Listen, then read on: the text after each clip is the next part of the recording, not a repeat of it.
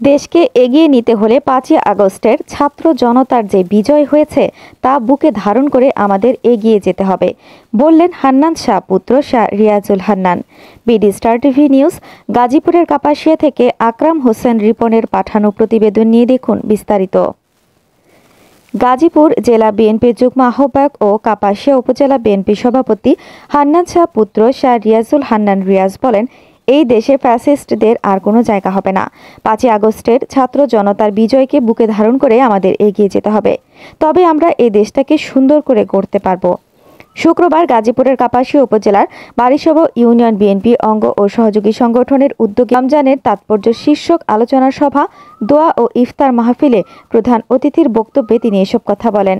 আমরা চলুন সকল ভেদাভেদ ভুলে ৫ই আগস্টের ছাত্র জনতার যে বিপ্লব সূচিত হয়েছে, ফ্যাসিস্ট সরকার বিদায় নিয়েছে, সেই স্পিরিটটাকে, সেই চেতনাটাকে ধারণ করে আমরা আজ চলুন আমরা ঐক্যবদ্ধ থাকি যে কোনোভাবে এই দেশে আর ফ্যাসিস্টদের এবং তাদেরকে যারা সহমর্মিতা করে তাদের কাউকে আমরা জায়গা দিব না। শহীদ গিয়াস উচ্চ বিদ্যালয় স্কুল মাঠে ইফতার পূর্ব আলোচনা সভায় বারিসব ইউনিয়ন বিএনপি সভাপতি মাওলানা কফিল উদ্দিন মৌলভীর সভাপতিত্বে কোরআন তেলাওয়াত করেন আবু বকর সিদ্দিক।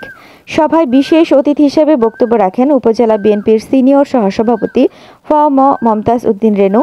প্রধান বক্তা হিসেবে বক্তব্য রাখেন কাপাসিয়া উপজেলা বিএনপি সাধারণ সম্পাদক ও উপজেলা পরিষদের সাবেক চেয়ারম্যান বীর মুক্তিযোদ্ধা আলহাজ খন্দকার আজিজুর রহমান পেরা।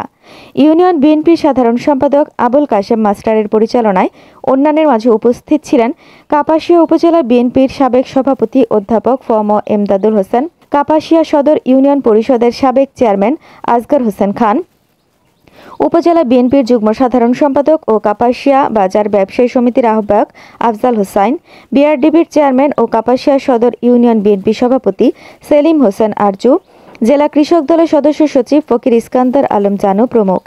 এছাড়া উপজেলা বিএনপি যুবদল, ছাত্রদল, স্বেচ্ছাসেবক দল, কৃষক দল, শ্রমিক দল, মহিলা দল, ওলামা দল, 11টি ইউনিয়ন বিএনপি সভাপতি, সাধারণ সম্পাদক ও সাংগঠনিক সম্পাদক সহ বিপুল সংখ্যক নেতাকর্মী ও সমর্থক এবং স্থানীয় শিক্ষক, অ্যাডভোকেট, ইমাম, ব্যবসায়ী ও বিভিন্ন শ্রেণী পেশার বিপুল সংখ্যক মানুষ ইফতার মাহফিলে অংশগ্রহণ করেন। আলোচনা শেষে ইফতারের পূর্বে প্রয়াত নেতা মরহুম ব্রিগেডিয়ার জেনারেল অবসরপ্রাপ্ত আসম হান্নান শাহ ও তার সহধর্মিণী এবং উপজেলা বিএনপি অঙ্গ ও সহযোগী সংগঠনের বিভিন্ন পর্যায়ের মরহুম নেতৃবৃন্দের রুহের মাগফিরাত কামনা করে বিশেষ দোয়া পরিচালনা করা হয়।